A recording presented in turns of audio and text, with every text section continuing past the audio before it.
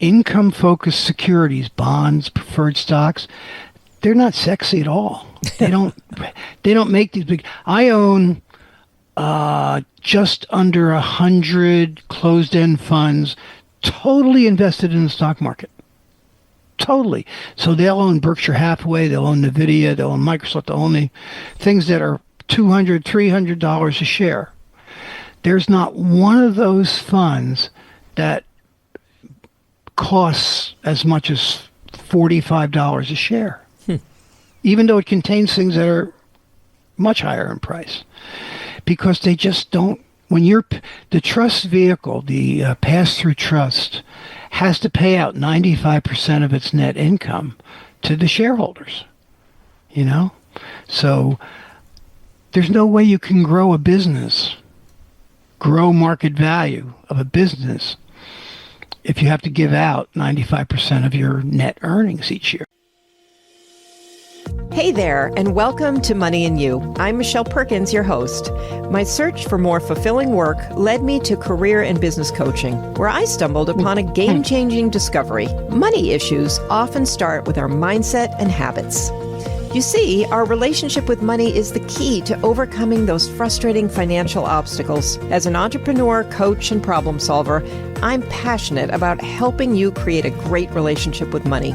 Because, turns out, that's the foundation for a limit-free life.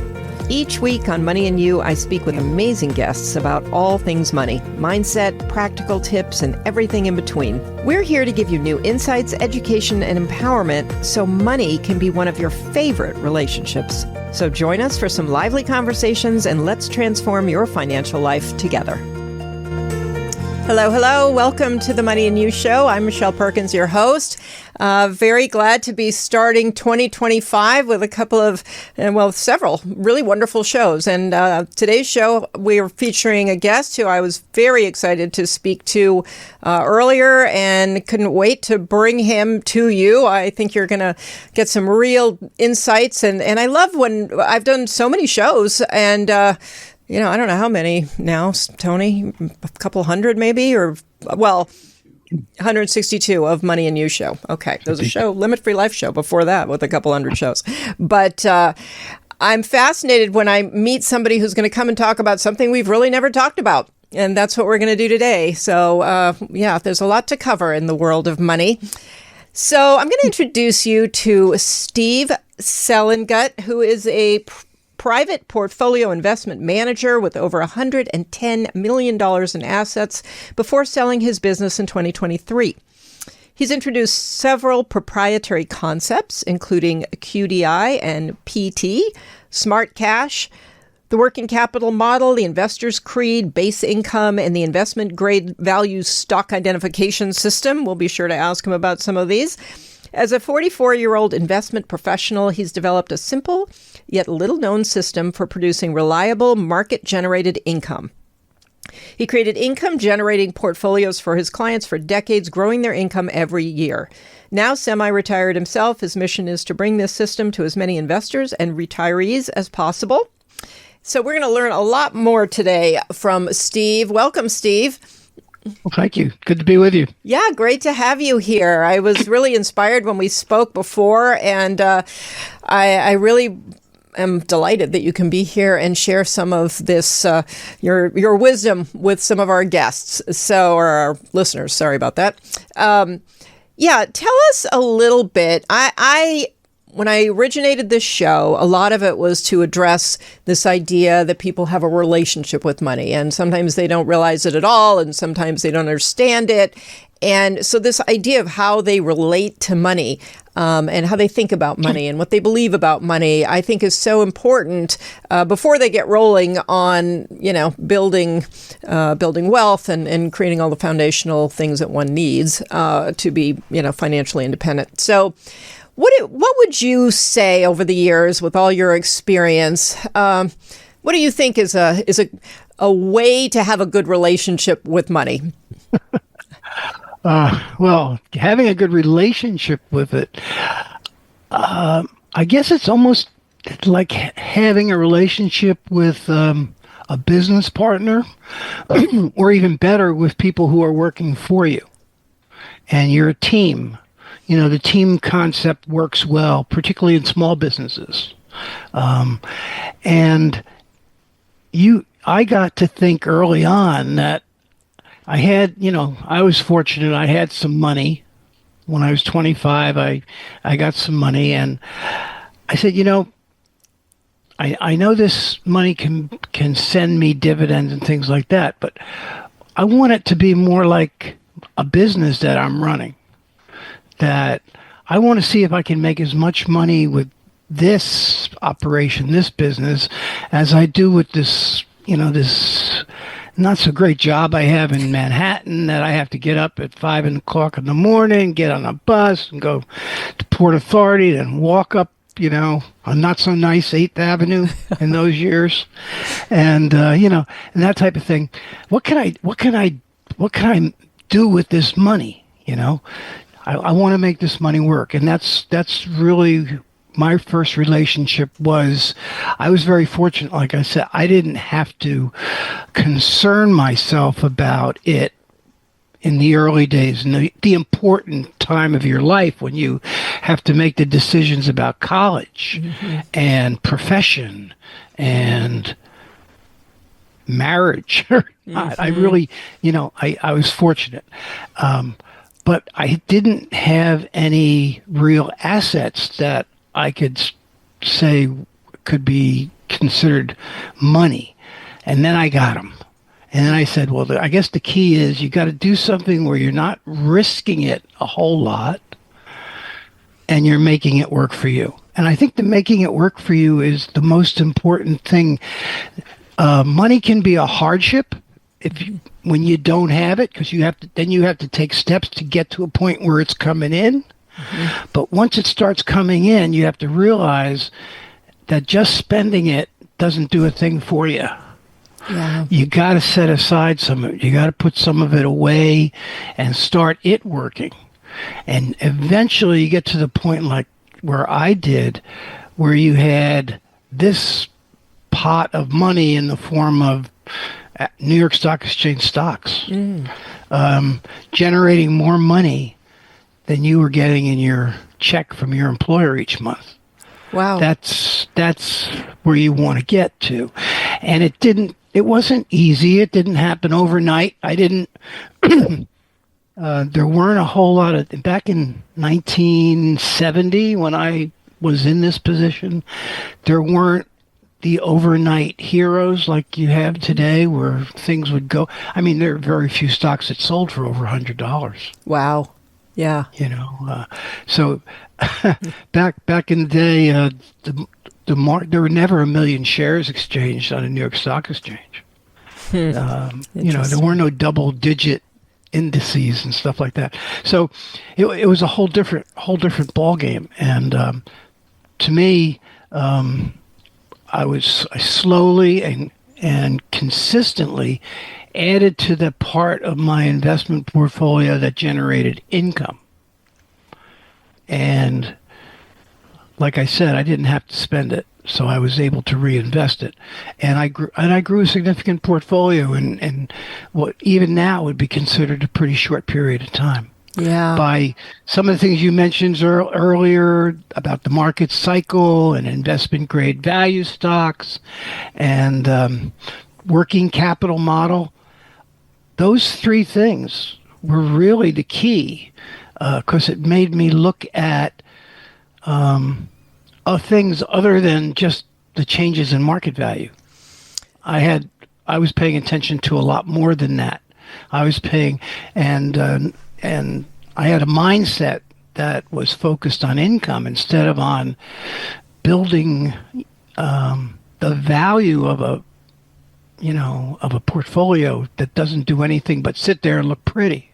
I didn't want that. I wanted one. I didn't care how ugly it was. I wanted it to pay me money, no matter what, up or down in price. I wanted to generate money. And so I learned when it went up in price, it was a simple matter just to sell it, take the profit.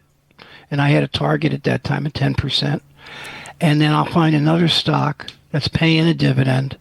And I'll do the same thing over and over. And I'll look at where it is in its range. And created what I called a universe of stocks that met my requirements for quality and diversified types of companies and so on. And when I sold my ESSO, that's how old I am. It was ESSO, not Exxon. When I sold that, then I'd find some Mobil oil to buy, or I'd put it in Shell. If I sold one of the healthcare companies at a profit, I'd find one that was a little bit lower than it's been, and I'd buy that. And I just did the same stocks over and over. And I developed another side of the portfolio, which I call the income purpose side. And this side isn't as risky as owning stocks. Not that the ones that I invested in were very risky. They weren't. But you started to learn about corporate bonds and mortgage type investments. And in those days, there was a thing called Ginnie Mae's, Government National Mortgage Association, I think it was. And you could buy all these income producers, and some of them would actually give you back principal with each payment, and that's really a good thing. And, so you just developed cash flow. And when it comes to money, if you look at any success, and this is very ironic what I'm going to talk about, right? You look at any successful business, from your NVIDIA, which hasn't paid a dividend yet because of this concept, to the mom and pop pizzeria on the corner. Cash flow. Mm-hmm. Cash flow. You gotta have cash flow. And so that's what made all these companies what they are today, all those big hitters, those wonderful companies that we have in our economy. They've gotten there because of the cash flow they've developed. And yet our investment community doesn't say to investors, just like they did, you should be building your cash flow. Mm-hmm. They say you should be focused on developing your market value. Income doesn't matter. And that's just the big irony, the big discrepancy between what you hear basically in the news and the way I've managed money over the years for my clientele. So interesting. Yeah, I love your answer to the relationship with money question. I'm just going to go back to that for a minute, because I love that you think of money as a business partner. I mean, I think that's the way, if people did think of it more like an ally or a support in their life versus something that is almost against them. I think people feel like there's, money is the challenge of their life. And so that was a great way to describe a relationship with money. But when you started out, I mean, you were young, and immediately I was thinking, a lot of young people are going to get a chunk of money and just either enjoy it and spend it, or, you seem to know how to do this, or at least know to do this. Where did that come from? How'd that happen? Yeah. Okay. Well, that was because of where I happened to land. My dad was a real estate developer and builder, and I don't know if you're familiar with the term vertical integration mm-hmm. of a company. It's in economics we were taught how, the more a successful company will have access to all it needs to run its business, mm-hmm. so that it doesn't have to depend it's on stuff coming from somewhere else, right. to just get started. So, for example, he was a builder, so he owned a lumberyard. Mm-hmm. Yeah. So he wasn't ever going to get caught short of materials to build a house with. They were going to be there, and of course he was going to make money when the people who worked for him, the contractors, bought it. So he had that. He, of course, had the land, and he built the buildings. And then when he sold the buildings, he took the mortgages back. Wow. A lot of them were the people weren't ready to do that themselves, and he'd undercut the bank, and he'd do the mortgage. So no matter what was going on, he always had monthly income coming in. And then he had rental properties as well. So Bad time to sell houses. He didn't care because he had other sources of income. He had an insurance agent in his firm that took care of the homeowner's insurance and some of the other insurances. Yeah. No health care or life insurance, but just home and auto is basically what he did. So I learned that early. And what he told us, my brother and I, when we got our summer jobs and things like that, he says, you don't pay any rent, but 25% of whatever you make, I'm going to put away and have somebody invest for you. Wow. And that's where the money came when I was 25. It came from the investments of actually from 13 years of my labor in the summers, basically. Wow. It came from. And very that's interesting. where and I had no knowledge of what he was doing with it at that time until the stock certificates were dumped on the table at my 25th birthday party. That was basically it. Here you are, kiddo. Now it's yours to run. So interesting. Okay, I love that.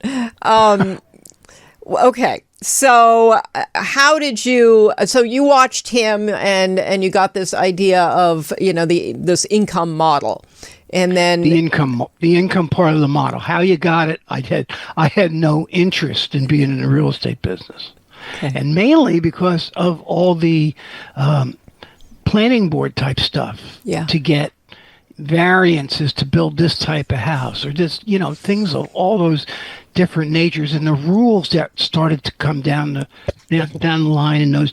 When he first started in the 50s, there weren't a whole lot of rules on builders. You didn't see any of those neat fences up that kept the drainage from going down the road and stuff. That didn't exist. There was none of that. But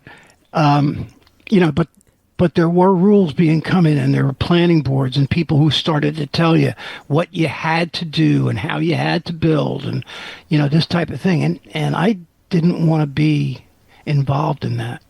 I didn't want to go out at night to a planning board meeting. Yeah. Stuff like that. So I decided I would, and I didn't decide, I was probably, until I was 25, I really didn't have any big direction, knowing that I was going to become an investment manager.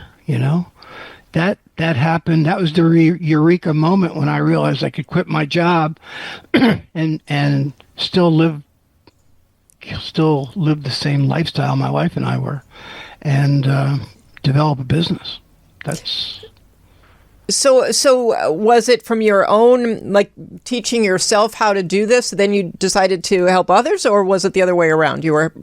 When did you become a financial? I learned about investing mostly through this woman I met, when I called up to find a stockbroker. She was the one that got on the phone. It was her turn in the rotation to get the call. And I told her I had this pretty substantial, in those days, amount of money, and it was all in stocks, and I had the certificates, and I wanted to, how do I deposit them? How do I get an account started? And she just walked me through it. She saw what I had. We talked about the quality. We talked about the diversification. We talked about the income, that they're all thing. The only thing we didn't talk about was profit taking. The only thing we didn't talk about, the QDI plus PT that you mentioned earlier. Yeah, tell us what that is. Those are the four basic ways to minimize the risk of your portfolios: the essential quality of the companies, the diversification among many different industries, sectors, and so on, the income they produce that they actually give to you, not to their chief executive officers. You, the owner of the company, is going to get some money, and the PT was something that we developed a little ways in, where we started looking. You look at a chart of any company and you say, well, it's going like this, and it's a general upward trend with the good dividend paying companies. But in a year there'd be 100, 200 different times where there'd be a 10% movement from the low to the high. And I said, what if every time one of these companies I own now gets a 10% profit, we're going to sell it. And we're going to find more companies like this, the universe that I developed, that I talk about, that she and I developed actually, and we'll buy something else and that's down in its cycle, and we'll do the same thing over. And that's when we did. And she'd point out to me, oh, this one's up, or hey, we got a bargain on this one. Maybe we should take a smaller profit on this one and pick up this one. Yeah, good idea. And I said, well, what are we doing about bonds and stuff like that? Mutual funds weren't a big deal then. There were no ETFs. Yeah. There were no IRAs, 401ks, any of that stuff. It was all just, and everything was done. You wrote a ticket out when you made a trade. The broker wrote it and ran across the office to the desk where they'd, in a teletype thing they'd send it in. Love it. And there really were people in the exchange yelling and saying, hey, I got this. So it's a long time ago. But anyway, she and I developed this approach, and we grew that portfolio like topsy. Wow. It was amazing. So do those principles still apply with all the new things that have come along? Absolutely. Right to the current day. I haven't bought a common stock in maybe 20 years. Wow. I now use closed-end funds, which pretty much contain all the stocks you could possibly own on the equity side. And they also...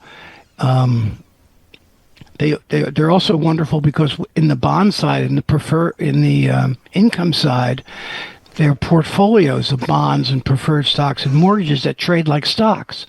So I don't know if you're familiar with how difficult it is to actually own and trade individual bond securities. But it's really a real pain in the neck. Okay. To get quotes, and particularly since most people are buying small quantities, a round lot in a bond is like $50,000. There weren't a whole lot of my customers that even were worth $50,000 when I started. Wow. So so when I found about closed-end funds many years later, again, it was one of these things. Wow, I can own a portfolio of 350 municipal bonds from all over the country. And if the price goes up, I can push a button here on my machine and sell it, just like a stock. That's a eureka moment for you. I said that twice. I shouldn't. Anyway,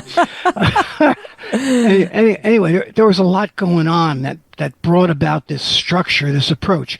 And today the same thing applies. It's important to know the quality of anything you buy. I mean, if you don't understand what the company does, you don't buy it. If you don't understand what the potential ups and downs are for the type of business or industry it's in, you don't buy it. If it doesn't pay you a dividend, if it hasn't been in operation in closed-end funds, I won't buy anything that hasn't been around for 5 years and it's had to have a dividend history in 5 years. Can I ask you about the dividends? Because I do think I watch my son invest, and like dividends are pretty much the last thing that he's looking for, he follows a lot of different trends, but he's pretty smart for his age, 27, on what he's doing. He studied up a little bit, but I was starting to get the impression that maybe fewer and fewer companies were offering dividends. But what's the situation with dividends these days? Oh, there are probably hundreds of different companies. When I was doing dividend stocks, there were probably, I think, between 200 and 250 that were in our universe that we were comfortable owning. Okay. I'm sure there are more than that now. Okay. It's, to me, it's the most important thing of all is that you have cash flow. I mean, it's the money thing again. Yeah. You could have $1 million portfolio. I've seen $1 million portfolios that own 3 different stocks, none of which pay dividends. Mm-hmm. This guy's about to retire in 5 years. He's got no income from his portfolio. Mm-hmm. So he's got to change. He's well, I can't sell it. I've got all this profit. I'm going to have to pay taxes. I said, well, you got bad advice, man. You got to take your profits every year. You pay a little bit of taxes and then you own it, you know. But it's very income is not special except to the companies themselves, like we talked about earlier, that, you know, they're in the business of producing cash flow. And I hate to say this, and I don't know if your son is in the business or not. No. But the people who are running the business, not necessarily the people that you're going to deal with if you go out and hire a advisor. I'm sure that most advisors are 100% interested in helping you. But the owners of the companies are interested only in the amount of market value that you manage. They could care less if it produces a penny of income. And in fact, income securities generally do not have the robust price advance histories as growth type securities, like companies on the NASDAQ exchange, the NVIDIAs, that probably is the biggest net worth company maybe in the world, or has been from time to time over the last few years. It's never once paid a penny of dividends to its client, to its owners. Yeah. You know, that's not to say that the senior owners and officers haven't gotten wealthy on it. They have. But the shareholders, the public shareholders, only if they sell it do they make a penny. Yeah. And then, of course, they have the tax issue, which I don't really care a whole lot about taxes. Well, really, I mean, it's a 30% maximum tax in this country. So if you make $100,000 in profits that you wouldn't have had, that's $70,000. The net is $70,000. Yeah.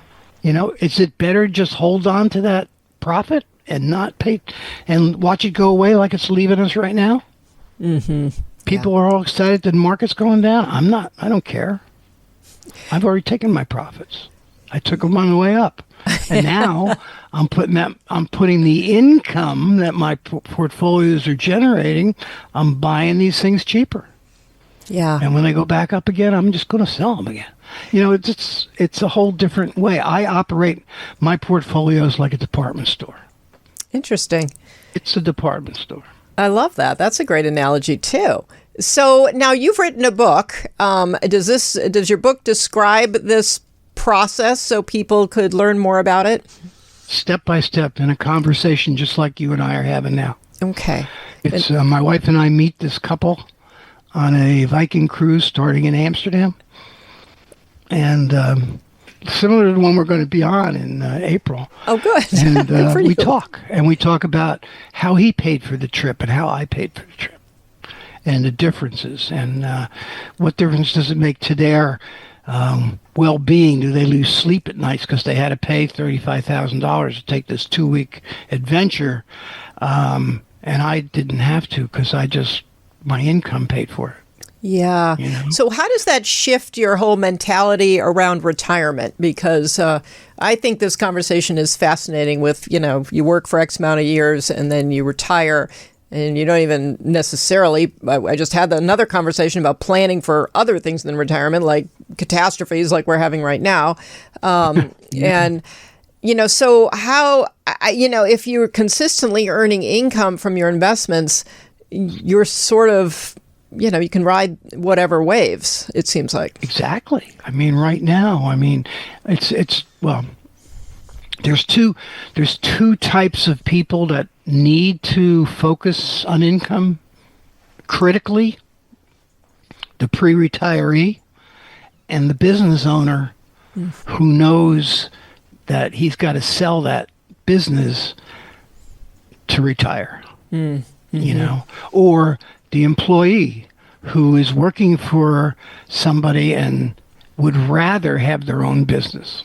How do I get from A to B? Because some of these people are making huge salaries and they're investing them, but the investments aren't generating enough income that they can say goodbye, like I did to my job in New York. It didn't matter how long it took me to get that business going, because I was making, literally 4 or 5 times my salary that I was making before. My wife is still working, so we had plenty of money. Even I was unemployed. I had 2 clients at the start. When I was managing maybe less than 100,000 of other people's money at that point. And, Okay. For my first 2. So you got it. When you have the opportunity to build that income, you got to take that opportunity. You got to focus on it, and you can't dip into it just because you'd like to have a Jaguar instead of a Chevrolet. Mm-hmm. You really have to build it if you want to get where you want to be. And I wanted to get the heck out of Manhattan, frankly, and I did. And then 2 years ago, we sort of decided that my partner, it wasn't actually a partnership, but the guy who was my broker, the woman who I started with retired. And I went to this guy who was actually a part-time bartender at a restaurant my wife used to go to. And we used to talk about money, and he was a broker. And finally, when she retired, I brought all my business to him. Huh. And in the 80s, mid-80s. And we were in business together until 2023. Wow. When we sold the business. And at that point, this is the second time around, If I sell the business, I'm still traveling all over the place. I'm still spending much too much money.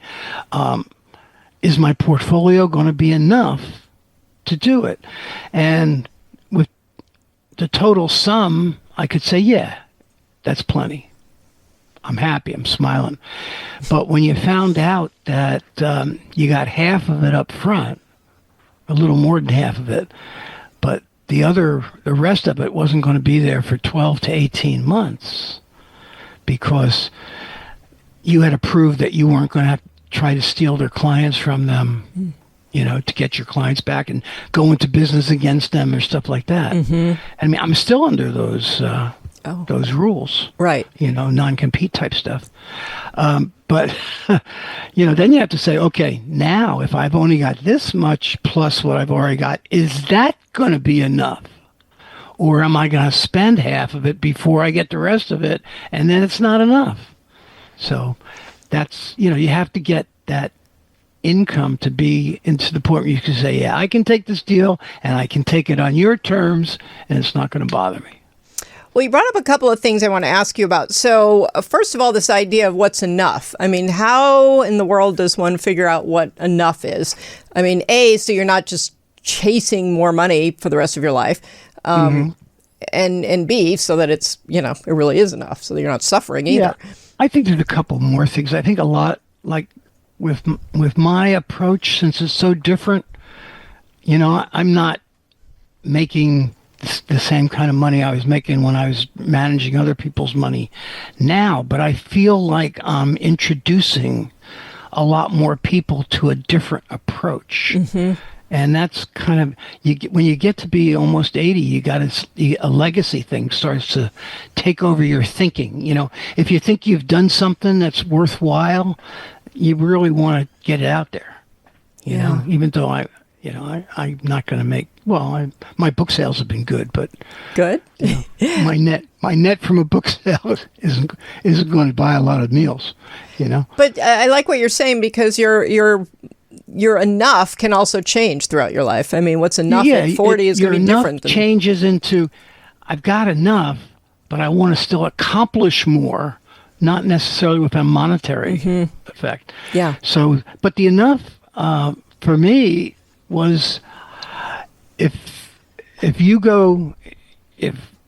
my wife comes up to me and she says, I'd really like to go spend a month in the Bahamas, and you can say, sure, go ahead. I mean, yeah, let's do that. Yeah. Let's just find a month, Yeah. That's where you want to be. You want to be able to do what you want to do. Even if it's, I want to take my grandkids to Disney World. Mm-hmm. Right. That's, whatever you want to do, you want to be able to do it.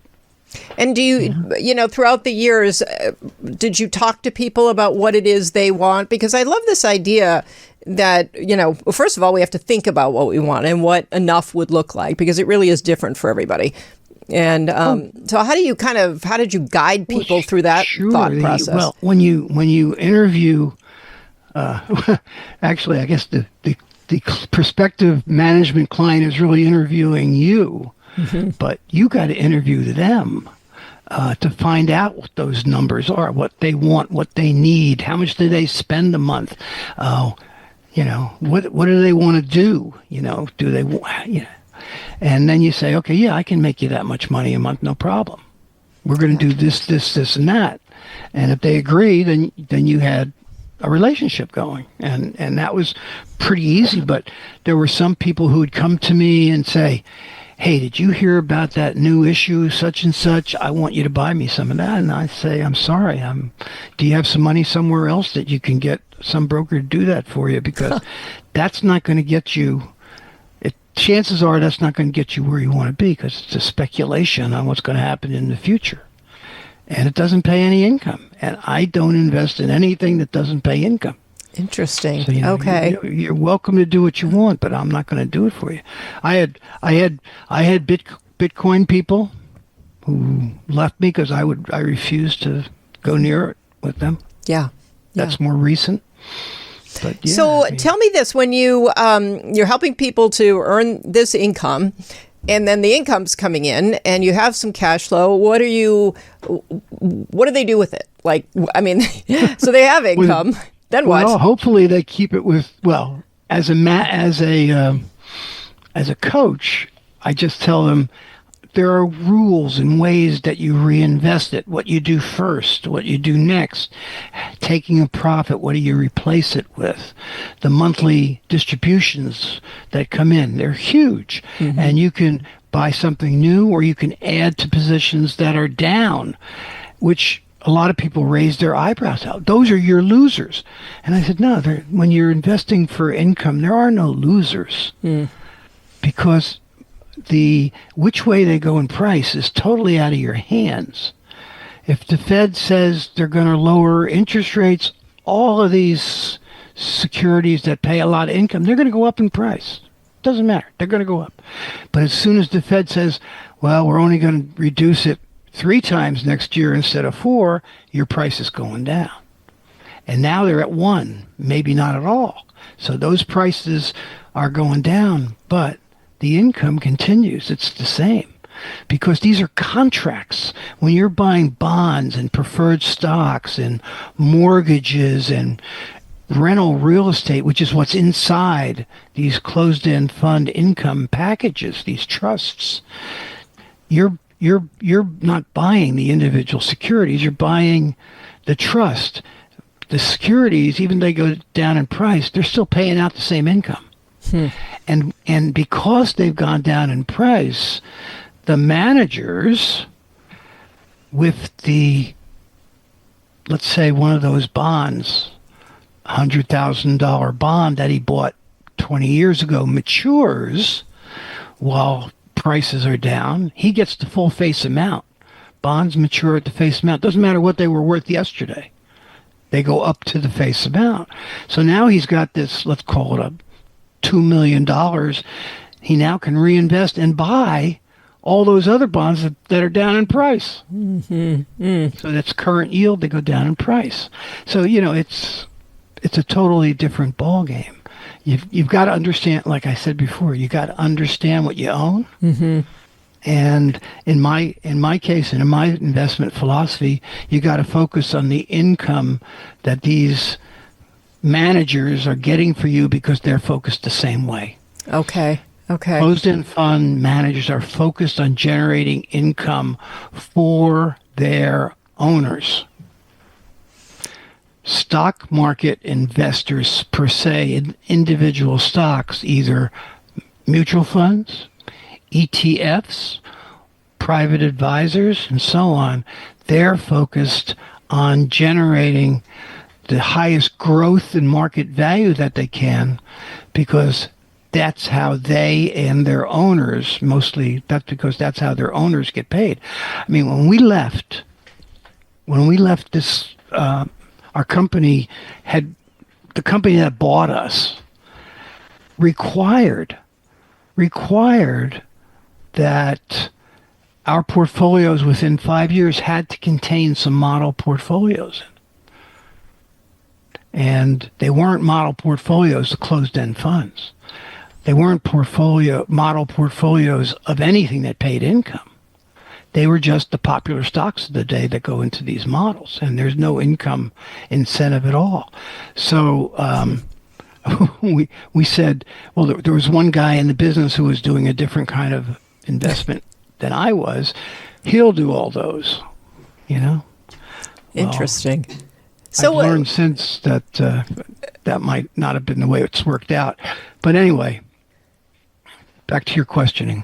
well, so how is this sort of a lesser used strategy? Because it sounds super smart to me. I mean, well, I hate to be so cynical, you know, but it's really a matter of the bucks. They income-focused securities, bonds, preferred stocks, they're not sexy at all. They don't make these big. I own just under 100 closed-end funds, totally invested in the stock market. Totally. So they'll own Berkshire Hathaway, they'll own Nvidia, they'll own Microsoft, they'll own things that are $200, $300 a share. There's not one of those funds that costs as much as $45 a share, even though it contains things that are much higher in price, because they just don't. When the trust vehicle, the pass-through trust, has to pay out 95% of its net income to the shareholders, you know? So there's no way you can grow a business, grow market value of a business, if you have to give out 95% of your net earnings each year. Just can't be done. I mean, think about it. How big would Amazon be if it gave its shareholders 95% of its earnings each year since it started? I mean, interesting.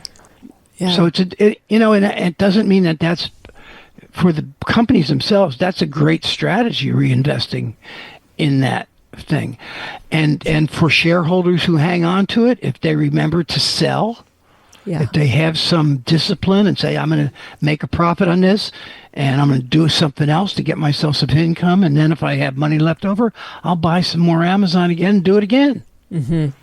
But they got to take a little bit out all the time to grow that portfolio to get to where they want to be income wise. So how does a person I mean, it sounds like even you had a partner in this. So if somebody's interested in this, should they be working with somebody to help them? I mean, is this something they can figure out on their own? I always had, when I was in the business of managing hundreds of portfolios, I had to have somebody in the business because I couldn't do that myself. Yeah. Okay. You know, you had to get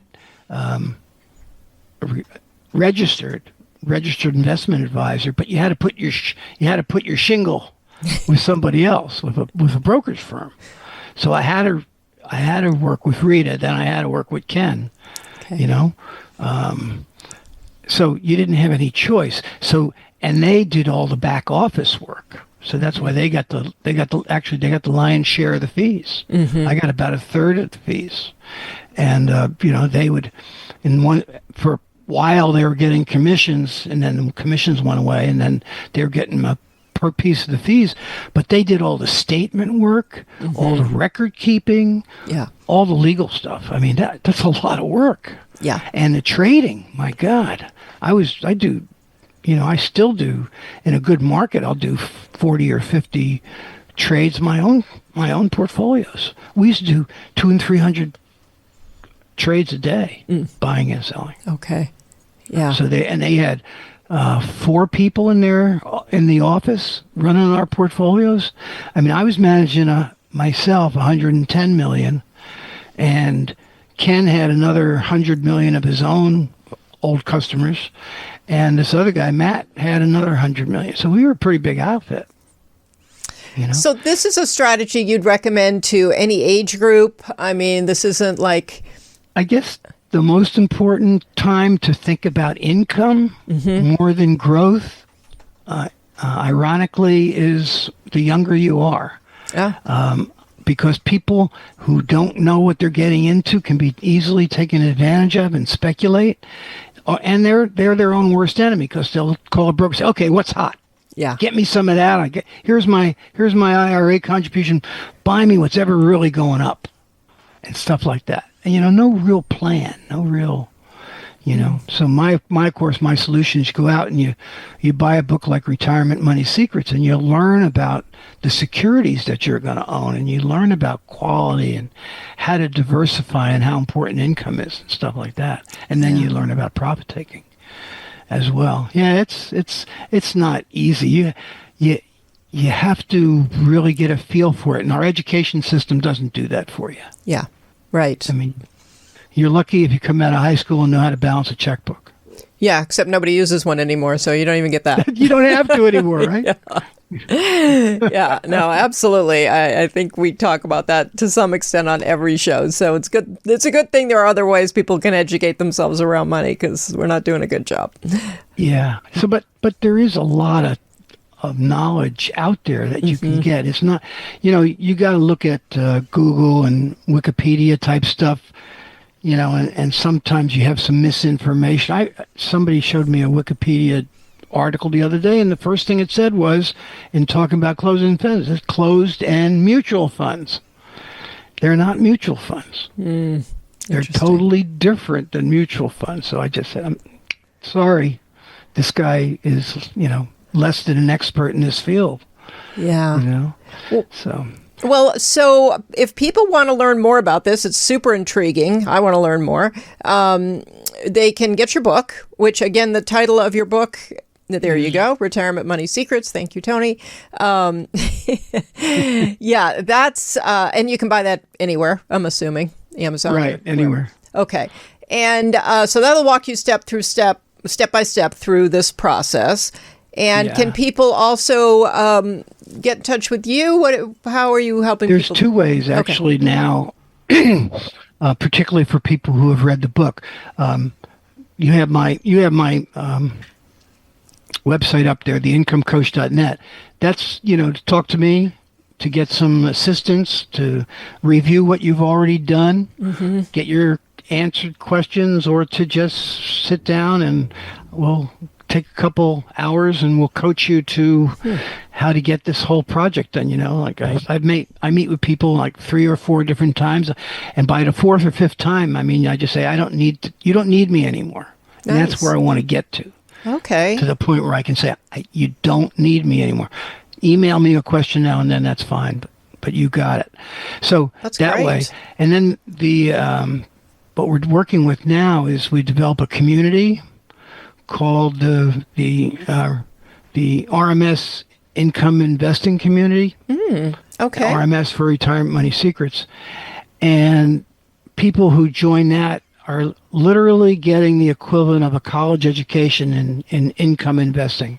Wow. We're developing a 12 series course of study and periodic Q&As on all kinds of subjects. Like the one on the 28th is going to be how do you determine your performance when you're an income focused investor rather than a market value focused investor.